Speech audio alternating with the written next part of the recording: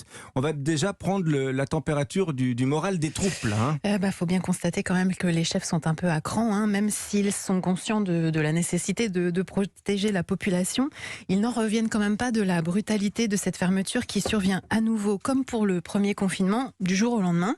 Donc ils se demandent un peu pourquoi ils ont dû s'adapter pendant des semaines à des nouvelles normes sanitaires toujours plus exigeantes, puis à un couvre-feu pour au final aboutir à une fermeture totale. Oui, il y a un collectif qui regroupe des chefs sur tout le territoire. Mathieu Vianney à Lyon, Gérald de Paseda à Marseille, Michel Saran à Toulouse. Ils ont écrit une lettre au président d'ailleurs ces derniers jours. Elle est restée sans réponse pour le moment, mais les chefs ont pourtant du coup décidé de ne plus parler que d'une seule voix et de se ranger derrière leur syndicat.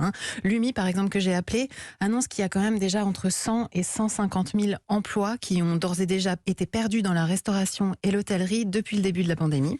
Alors la profession réclame que le plan d'aide annoncé par le chef de l'État soit appliqué très rapidement.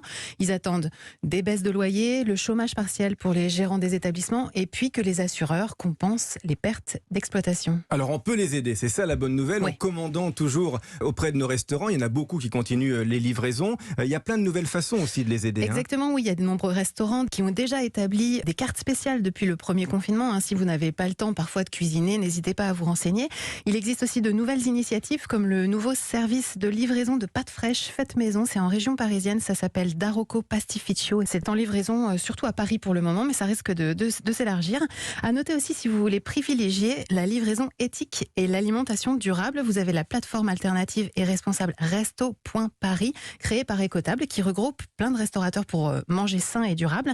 Et enfin, certains restos qui se transforment en marché de producteurs pour soutenir leurs fournisseurs. Et par exemple, vous avez Olivier Nasty en Alsace, au Chambard, qui organise même un marché gastronomique. Donc renseignez-vous, il y a des initiatives